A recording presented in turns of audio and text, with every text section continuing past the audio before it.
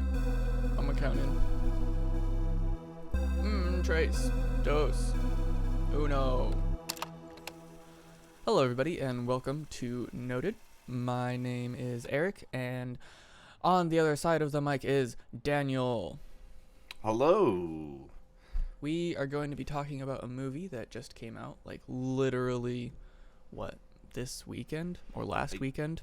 Yeah, and when we say literally, we're actually using it correctly. It came out Friday, March the 11th. Yeah, on top of movies. Look at us. Yeah, dude, it's our first real new movie we've done. Yeah, and that movie is The Atom Project. It has Ryan Reynolds, Jennifer Gardner, Mark Ruffalo, Zoe, however you say her name. She's in like every huge movie that does amazing. Yep, and she plays as Gamora in Guardians of the Galaxy, for reference. And yeah, super good movie. I absolutely loved it. Just to get that out of the way, I thought it was really good. It felt like a 90s movie. It felt like a modern E.T. almost. Really? Yeah, I really liked it. It didn't feel like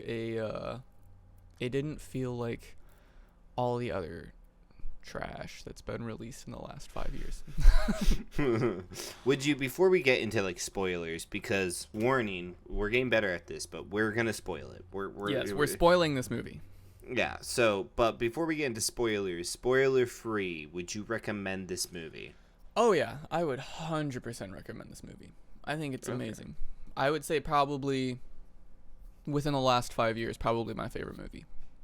Wait, for real? You liked 100%. It that much? I did. I loved it. Oh, I wow. loved this movie. I loved this movie so much. I enjoyed this movie. I did not like it that much, but I enjoyed this movie. I liked it. It's good. Oh, sorry, good. Go ahead. No, you're fine. I would say that this movie is a fun watch. If you like science fiction and kind of like a wholesome adventure movie, I'd recommend this. If you're looking for the next like artistic beauty, like masterfully written movie, this isn't gonna be it, but it's not a poorly written movie whatsoever. I'd say the actors and the characters carry it more than the story does. It's definitely a generic time travel movie, because that's what the movie is about. It's about time travel and all that jazz, which I'm a huge fan of. Like one of my favorite shows is Doctor Who, so like, yeah, I loved this.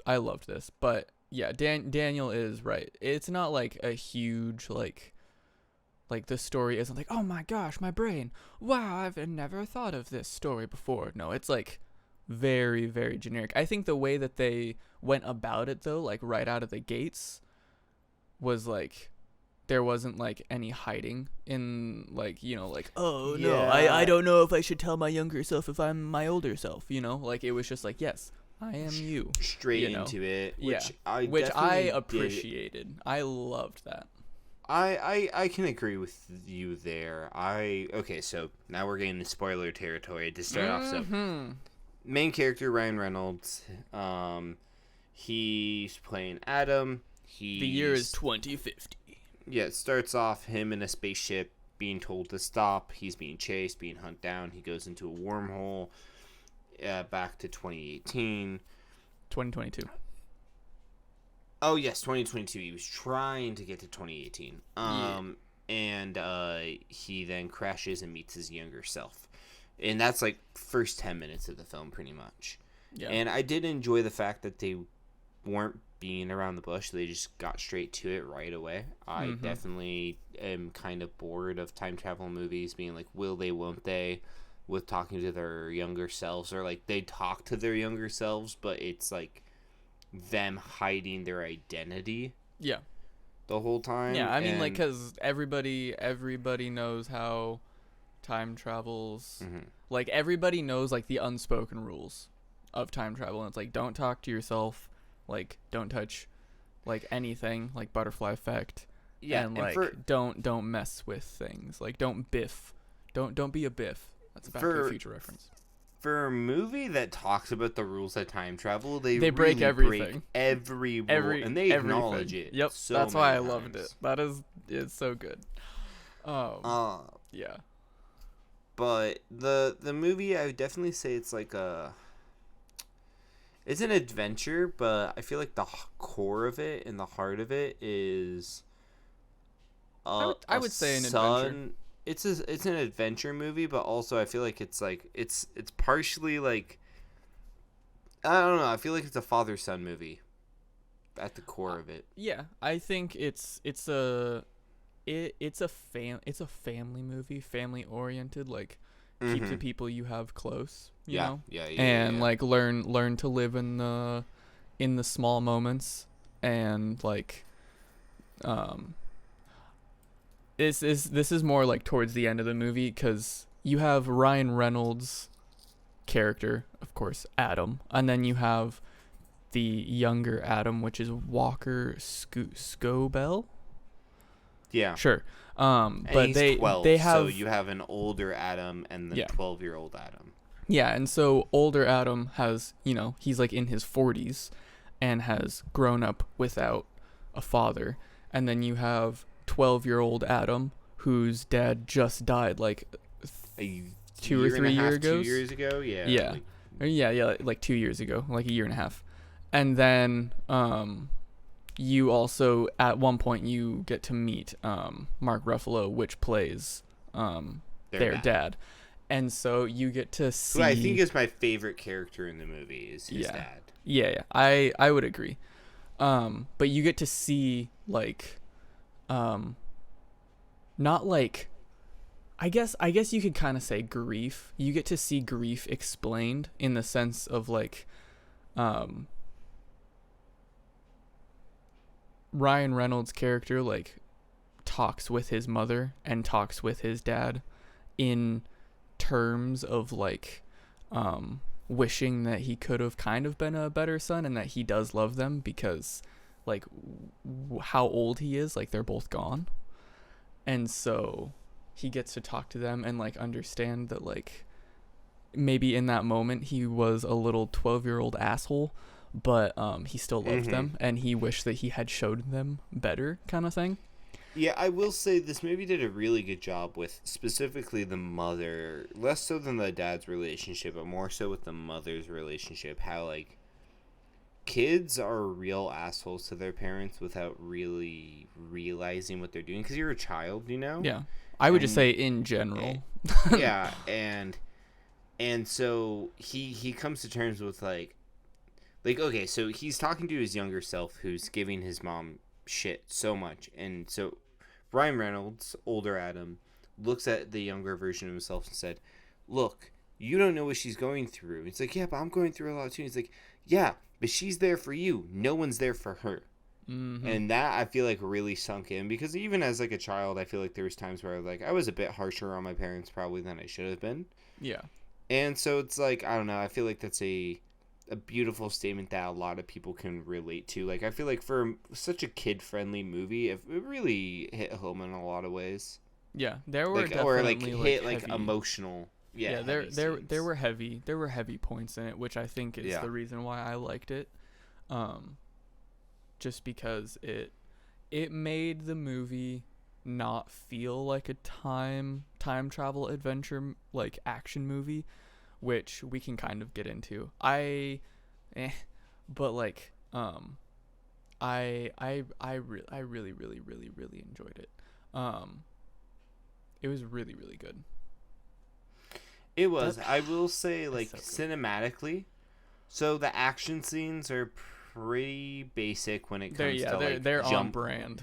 It's like horrible. I just watched the Batman movie, and what I liked about those action scenes is how they were a lot of long one shots, and this movie definitely was not that. It was a lot of jump cuts. I had a couple longer shot scenes, but for the most part, your typical Avengers movie, essentially. Yeah, a typical action movie nowadays, which I'm really not a fan of that style of cinematography anymore. But I will say the special effects, or specifically, like, the CGI, was really well done. And, like, when they have they explain it pretty early on. When you die in a time that isn't your timeline, It gets messy. it gets messy. And what they mean by that, you pretty much become dust. Yeah, you become get like you get stardust. snapped. You get Thanos snapped. Yeah, Thanos snap with a little more queer added to it, like a little colorful Thanos snap. Yeah. And so like sprinkles, your ashes are sprinkles on a cake. And it's really pretty to watch. I will say, like, I really like whenever someone gets dusted. Oh, same. I liked the action in this movie. I just felt like it was a little Basic. No, I thought it was a little unnecessary. I didn't think it was basic. I thought that it was creative. I didn't really like any of, like, I liked the hand-to-hand combat simply just because that's when people were getting dusted, as you say. I didn't really like when it was just like, so Ryan Reynolds' wife, Laura, played by the Zoe, however you say her last name, I don't want to mess it up. She Zalandana? I will learn how to pronounce it. She gets into a fight and it's like strictly like Guns. Just gun shooting and pow, you know. And sounds like you're about to rap. Yeah. I didn't really like it. But all the hand-to-hand combat and like the very last like when they're in the big reactor part, the big fight scene at the end, the climax, climax of the movie. And not only that, but the soundtrack to this movie was amazing. Soundtrack was pretty baller, I will say. It was on point. I will say I really liked Zoe's character, Laura. So to build up, like, okay, so you kind of have older Ryan Reynolds, older Adam, and he comes to younger Adam, who's a wimp. And they make multiple jokes. He's like, the younger Adam's like, I traded my brains for all of these muscles. Yeah. And, like, they constantly make jokes about how older Adam's just a meathead and dumb. And I found that funny. And what I enjoyed about it, though, was that Laura was the best pilot. She was the smartest one. She was the tactical one. Not that Adam was a bad fighter or a bad pilot, but he was just above average. She was the special one. Mm-hmm. And I enjoyed that dynamic just because I feel like in a lot of movies that do this kind of theme, you have the main characters, like the prime, the ace. You know what I mean? Yeah. And it's very predictable. And I enjoyed the fact that he wasn't the ace. You know, it gave him imperfections. Mm-hmm. And I enjoyed that. Even though he was good at what a lot of what he did, I enjoyed the fact that he wasn't just, like, the best at everything, you know? Yeah. No, that makes sense. Yeah. And so the main character, the main villain, who's Maya, is the right-hand man to their dad, so Lewis Reed. And pretty much, like, the synopsis is, you figure out early in the movie, Lewis dies in a car crash. And then later in the movie, you figure out that someone jumped to 2018, but they never returned. And it was because when someone jumped to 2018, they never returned because the timeline was changed, so there was nowhere to return to.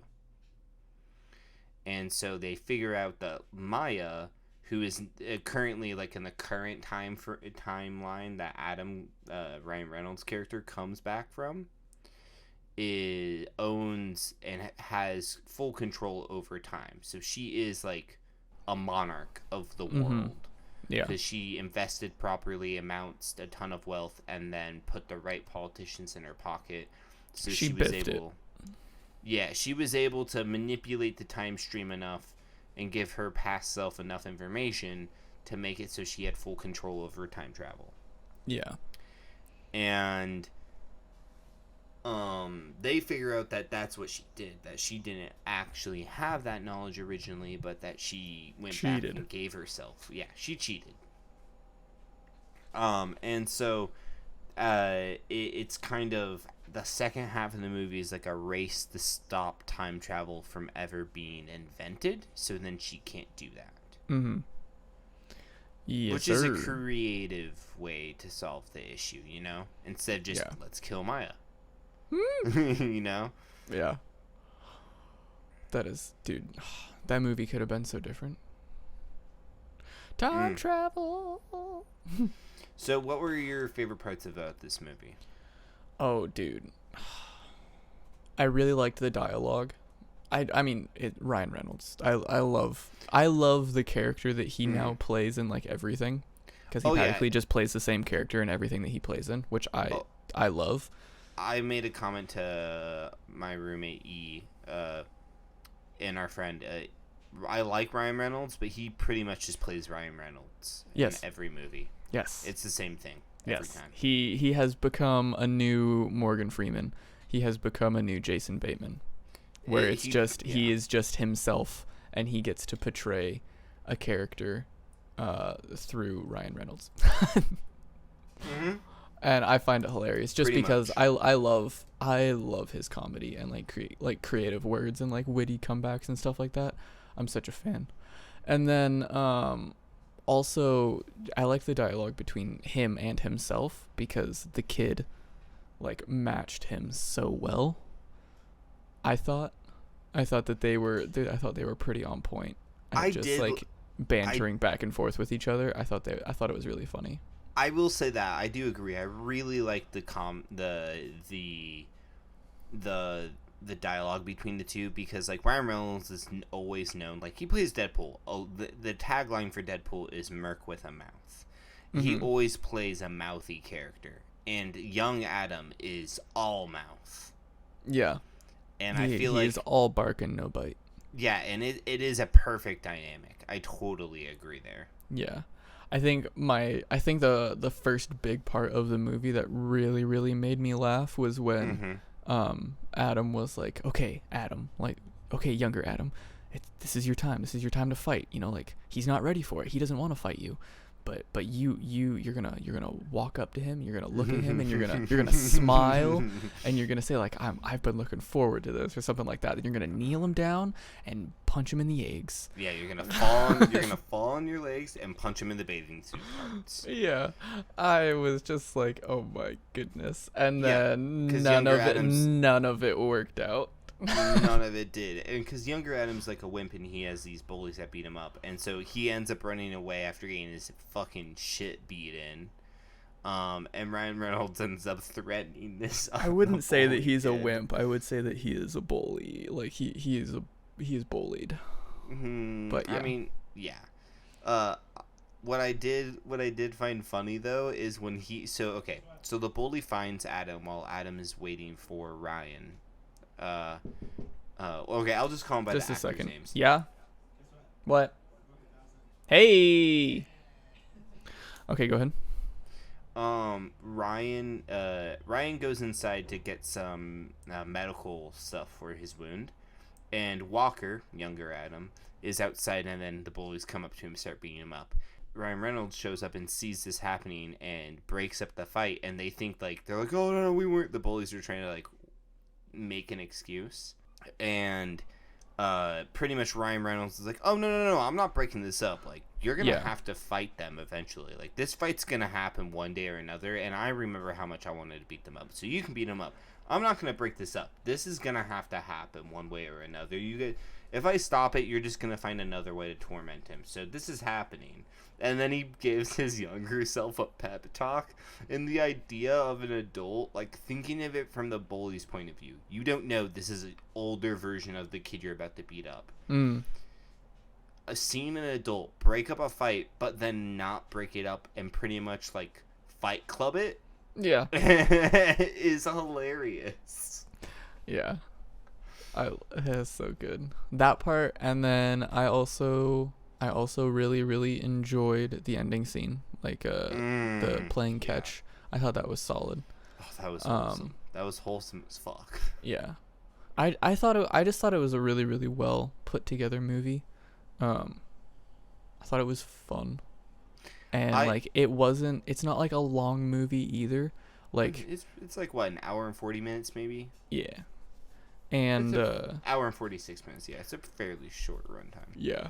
And as Netflix movie do, about halfway, literally halfway, you hit the climax of the movie, and then it goes into like almost an entirely different story almost.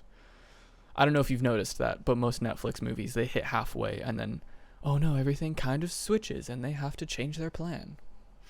You should watch did more Netflix not movies, and I you did should look for not know that. that. I did not know that about Netflix movies, but thinking about this movie, yeah, because It's literally halfway, like 53 minutes Oh on yeah, the dot. yeah. I check. Because Ryan's original plan was to go find his wife Laura, but then Laura ends up Finds telling him him. what she.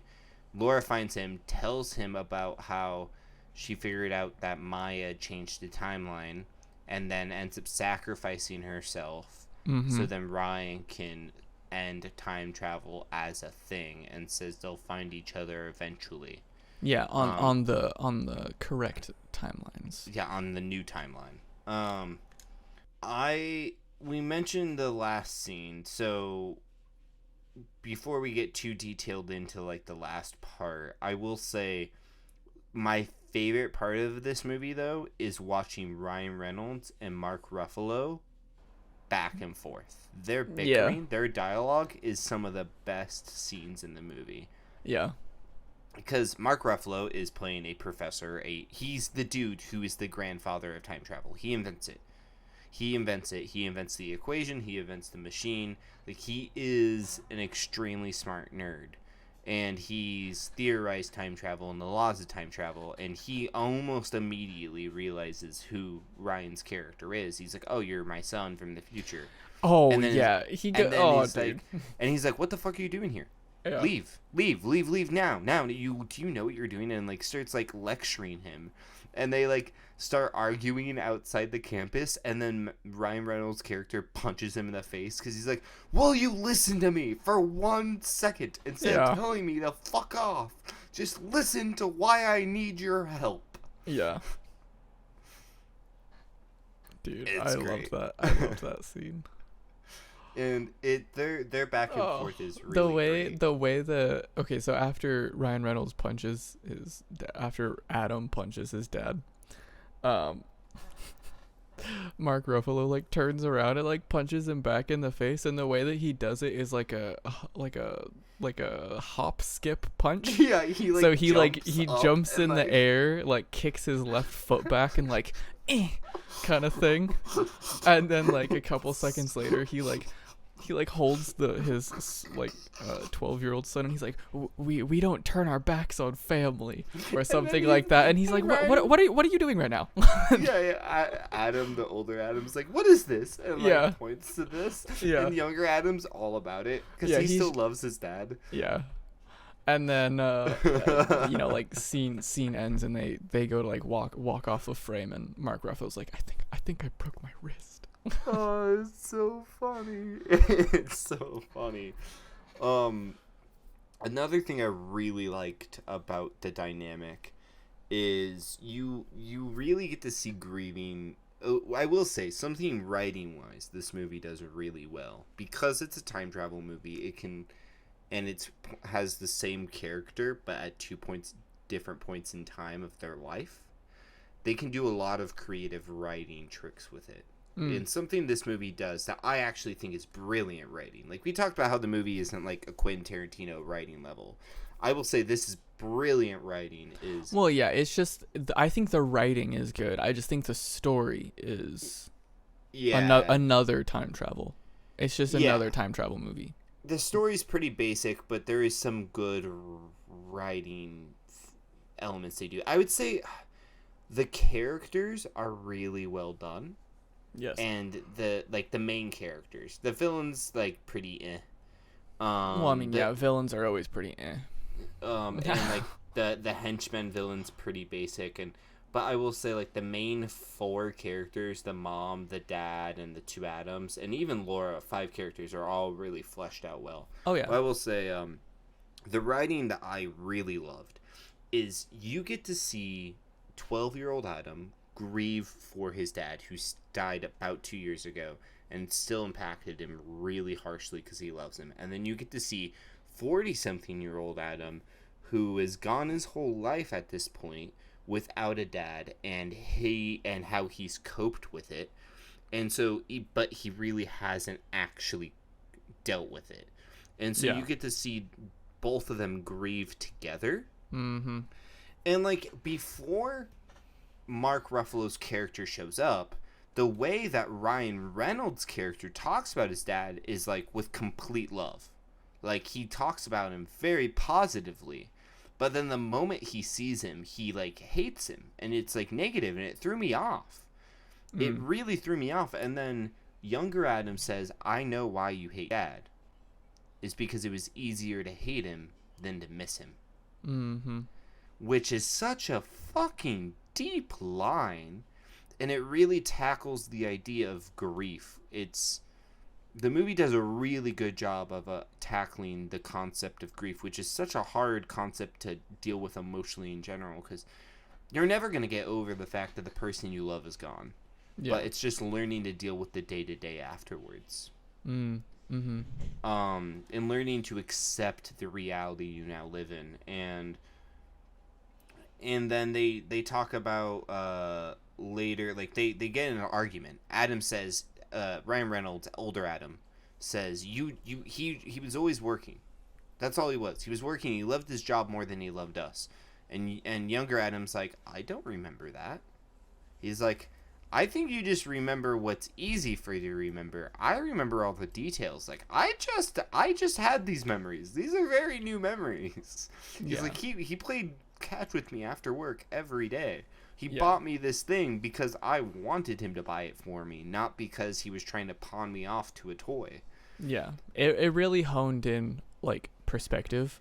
Like what you really tell yourself over the years can come true, like how you remember things. And so like it like Daniel, like you're saying, like it was really really really like it was spot on to show someone who hasn't had a father for like 5 ever, and someone that had to like go through all of that pain, and then someone who's like fresh into that pain and is still like doesn't blame anybody or himself or like resent the fact that his father was gone, like someone who can still care about things. And then you have someone who's like, no, it was really really it was nice. I will say the perspectives, what you said about perspectives is super spot on. You really get 2 different perspectives of grief, from a child's aspect and from an adult's aspect. Yeah. I feel like a common thing portrayed in media is, just toughen up, deal with the emotions, just callous yourself to it. Be a man. That's something that's said a lot in life too. And what I loved about this is you got to see younger Adam show the real way we all feel, and then older Adam show the way that we're told to cope with. Yeah, how adults are supposed to feel.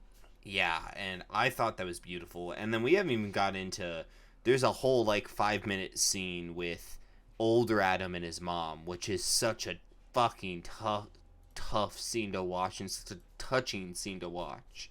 Yeah. Watching him just like pour his heart out to his mother. It's the one time in the whole movie where you get like the aspect of, earlier in the podcast I mentioned, we didn't have to deal with him talking to the younger self but acting like he's not his older self and like being around the bush. This is the one scene where we do have that like dynamic where older Adam is talking to his mother. Who is this mysterious stranger that is speaking all of these insightful words that are so spot on? Exactly. It's the one this time doesn't it make happens. Any sense. It's for a short period of time. He never sees her again, which I liked. I liked that. Yep. I liked that it ended there. But he tells her like all the things he wished he could have told her, pretty much. But like giving her advice about how to deal with her son, because she's like drinking a glass and a half of wine trying to deal with this little shit. I mean, so would I. Oh, dude, same. I drink a glass and a half of wine for lesser things. So I really liked that scene. I don't know about you. Oh no, it was definitely a wholesome scene. It was nice. They because she like sits down and she's just like, like I don't know what I'm doing, like am I a bad mom, like and then he kind of steps in and is like, well, like you kind of like what Daniel had already said, like, you know, like, you are also going through something as well, and like you need to tell him that kind of thing. Yeah. And like you also need to show the emotion and not just be the support. Mm-hmm. And it was like it was really nice. It was pretty. It was wholesome. It was good. I will say, the more and more we talk about this movie, the more and It's more a good movie, the dude. more I feel conflicted about my original stance. So, Dude, it's a really good movie. Like, it's a really good movie. it is. Okay, It's really, really, it's like a really, like, it's really pure in the it sense of is. just like taking all of the things that they bring up and just like giving it to you face value. There's no like, but what did they mean by saying this? Or like, but like, are emotions okay to have? It's just like, this is how they're feeling in that moment and they express it. This is what they're thinking about in that moment and they express it. Genuine. The characters are very genuine. Very pure movie. I would say the only thing that I didn't like. Okay, now we're moving into like notes versus notes. Sort of, kind of. I did feel like they jumped around a little bit. Like when after him and Zoe, Laura, whatever you want to call her, after they met, like her little arc, in my opinion, was very unneeded. I didn't find the importance in it besides the fact that he just needed resolution. They needed a reason to send him back in time, and they needed a reason used for him to end time travel. She was a plot device. Yeah, yes and no. I would say more or less like, I don't think that they needed her to send him back, but like, they used her to do that. Yeah, I guess, like, because he was already gonna go back, so his initial plan was to go to 2018 to find her, right? And then, he accidentally jumps into 2022, and then she finds him in 2022, but the reason why she can't lived like 4 years in 2022. Yeah, she's lived there since 2018 into 2022, and then she's been looking for him. Anywho, and then when they meet up, and then they come to the realization that they can't be together anymore because like if she goes with them, then they'll just mess up more of the time travel, and like the only way that they can stay together is by trusting in true love and just hoping that they meet again. And I was like, yeah, that's pretty cool, but like, meh. Yeah, well, I still loved it, but like, yeah. His ship was like connected tiny to his DNA, and it was tiny. Yeah, so yeah. Didn't have room for her was the big plot. Yeah, but reason. her reason is because if she were to go back, then she would have possibly messed things up as well. Like, she didn't want to be another variable kind of thing. Yeah, and she was saying they would find each other. Exactly. Which is like the love across stars kind of shit, you know. Yeah, because they were saying like the echo of our past selves will align. Will filter into whatever. So I guess I'll say when I asked you what you thought of the movie, I didn't really say my part on how I felt about the movie. I thought it was a really fun watch, which I briefly said. But there was a couple things I wasn't a fan of, and now I'm rethinking everything the more we talk about this. This is like me proactively changing my opinion, sort of. But my original opinion was I really liked... It was a fun watch. It really was a fun watch. The characters were really well fleshed out. But because one of the two main characters, is a child, it was pretty cringy at times. There were some moments where it didn't feel cringy, but there was other moments where it felt really cringy. And the basic story was very, like, the story overall, the story arc was very basic. It felt very cookie cutter. Mm-hmm. And those are my two Another time travel.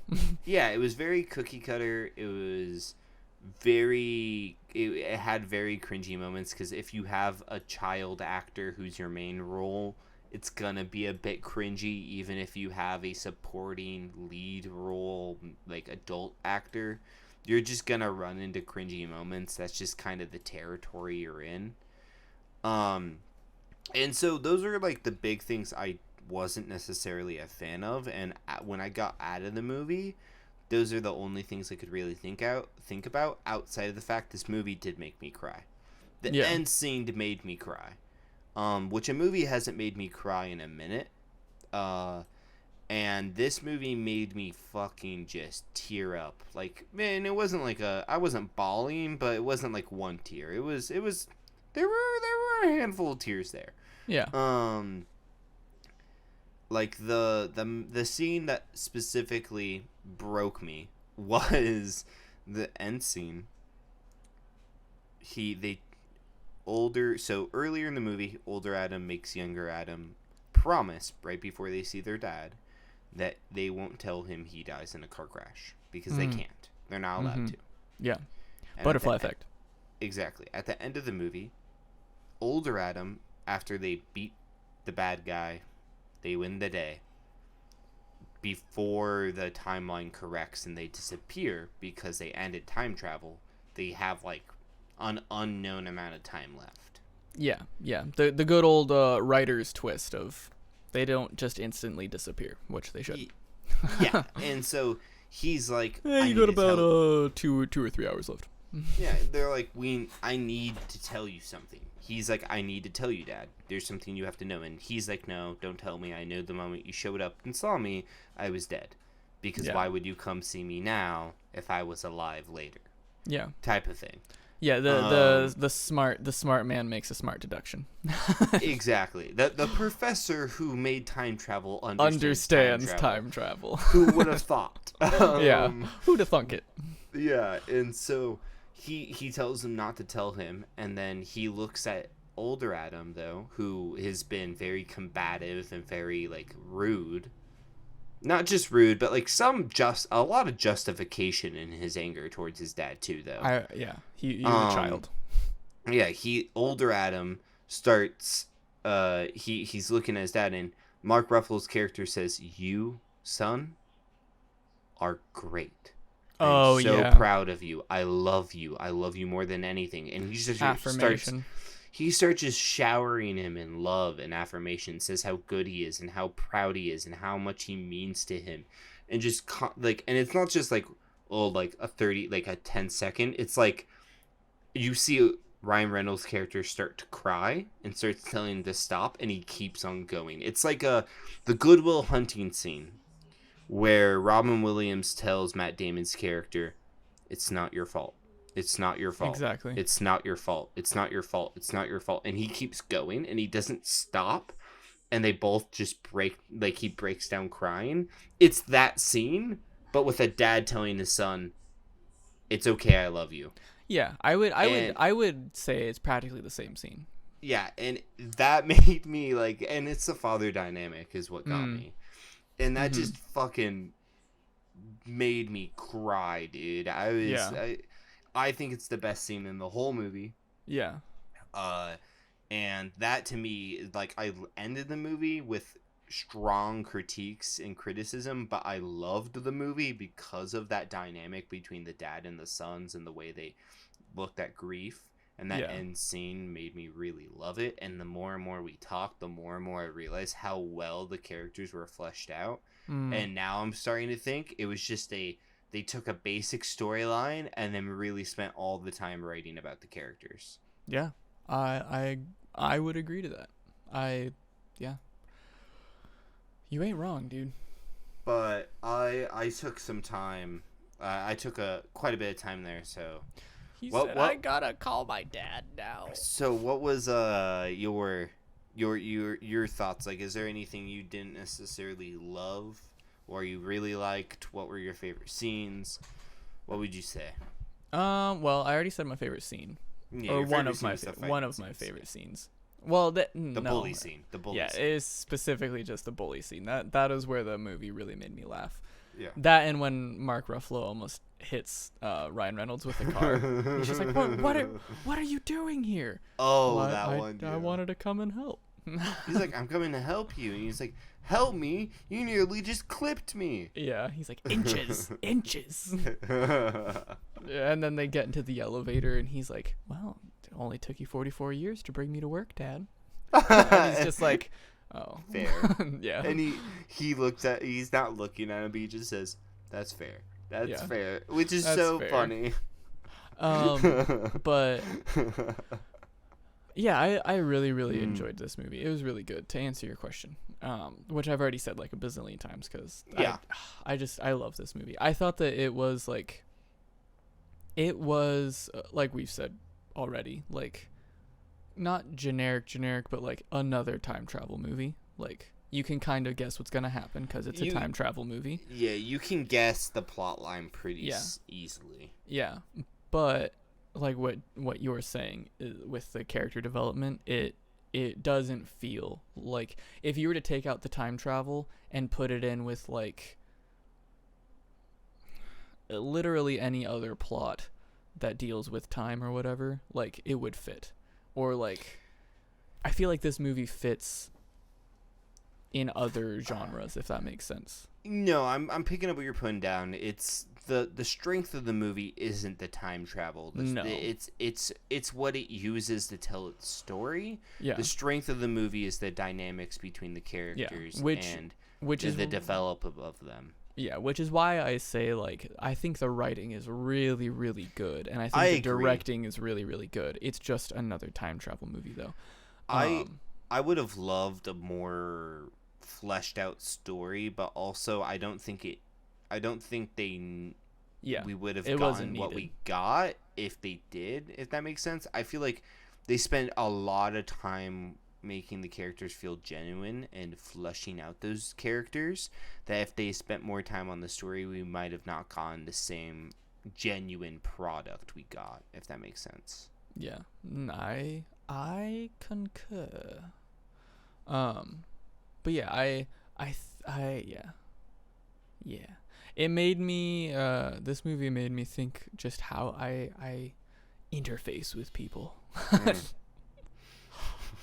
Eric, I need to call everyone I love after this movie. No, I didn't. I did not. I didn't either. But it's definitely a good one. Made me wish that I had a dad. Jokes, kidding. But yeah, it was a really, really good movie. That's really all I have to say about it, is just because like it's still in my brain, just like sitting in there, just like, you know. Yeah. It's like every time I think about it, it's just like, it's so good. I will say what I liked about this movie, coming out of this movie, one of my critiques too was, I love Ryan Reynolds. I love him to death. He's one of my favorite actors. I feel like the market is a little oversaturated with the character he plays, because there's been a lot of movies with him recently, because he's a superstar, and he always plays the same type of character, you know? And so I'm kind of getting a little bored of it, to be honest. I love it, like it's always enjoyable, but the mystique, where like the polish on it is wearing off every time just a little bit. Like I always like it, but I like it a little less each time. And I think coming out of this movie, that's the feeling I felt at first.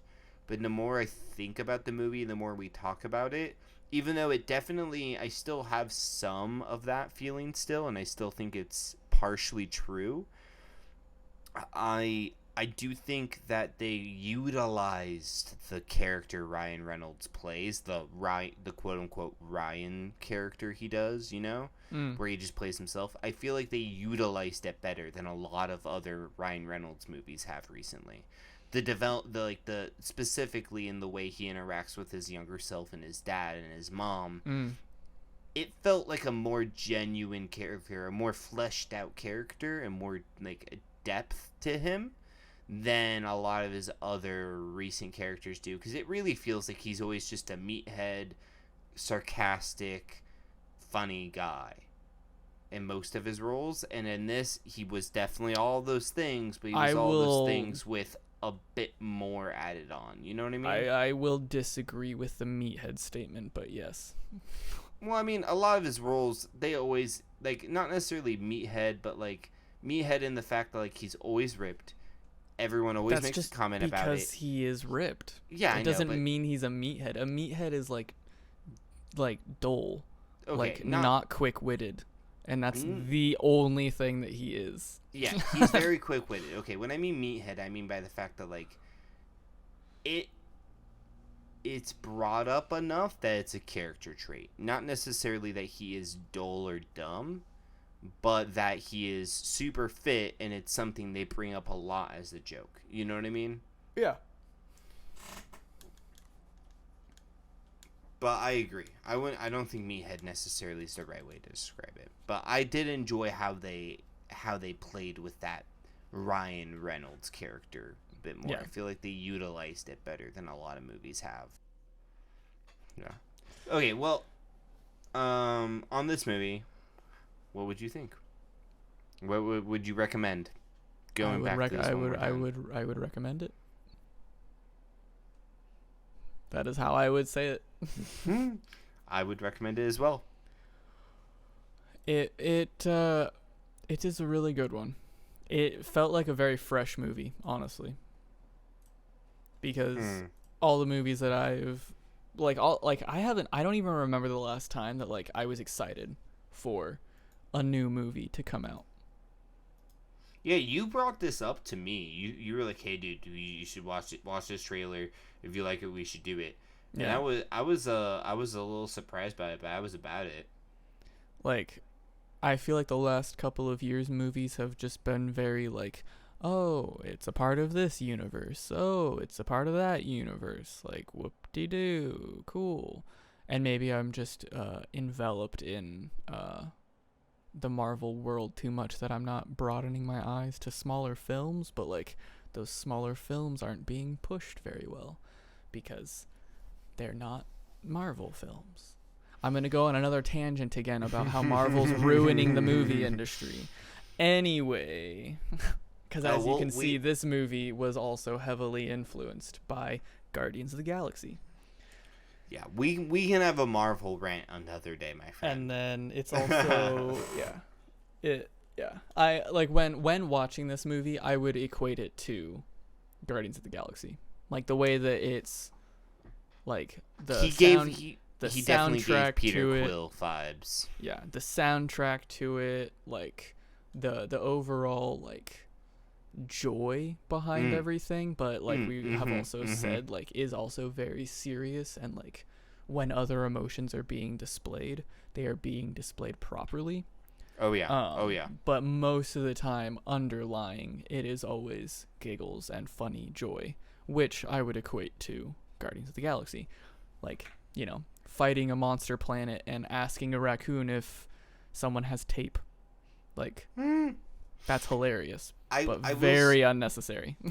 I will say, though, something this movie does that I don't feel like any Marvel movies ever been able to do is actually get genuine emotion out of me. The closest to it any of like the MCU movies have ever done for me is the new Spider-Man. And even then, like, yeah, I was sad, but it was because of certain things that happened to certain characters without spoiling. It was less of less writing, but more protectiveness over characters that I've loved since I was a child. Yeah. Where this movie, I feel like it pulls at your heartstrings a lot. And it's something Marvel movies just can't do. Or just don't do. I would say don't, yes. Marvel movies are very cookie cutter. Stale. And they do what they do well, but they just do the same thing. And because of it, it can get a little old. It's enjoyable. They're fun, but it can get a little old. And I feel like this movie hits a depth that most of them can't hit. Yeah, I would agree. This movie makes me very excited for Deadpool 3. I hope that Marvel does an actual rated R movie with it, though. I don't know.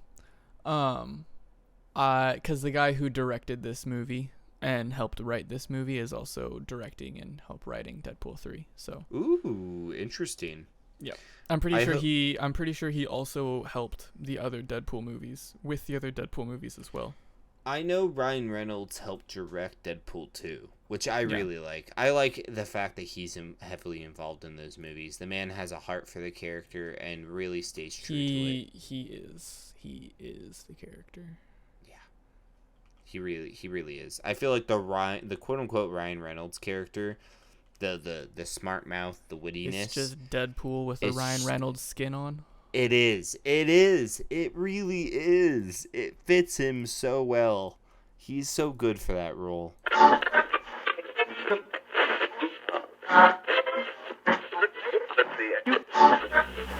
Thank you for listening to the Noted Podcast.